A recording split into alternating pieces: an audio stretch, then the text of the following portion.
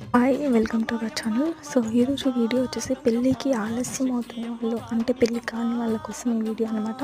So దీనికోసం ఒక పరిహారం అయితే ఉంది. పరిహారం అంటే గంగా సప్తమి రోజు పూజ అనేది చేయాలి. సో ఆ రోజు చేయాల్సిన చర్యలు ఏంటి అనేది ఈ వీడియోలో చూద్దాం. ప్రధానంగా గంగా సప్తమి రోజు గంగాదేవి మళ్ళీ భూమిపైకి వచ్చిందని నమ్ముతారు. హిందూ మతంలో ఈ రోజుకి ప్రత్యేక ప్రాముఖ్యత అయితే ఉంటుంది. జ్యోతిష శాస్త్రంలో గంగా సప్తమి రోజు తీసుకోవాల్సిన కొన్ని నియమ నిబంధనలు అయితే ఉన్నాయి.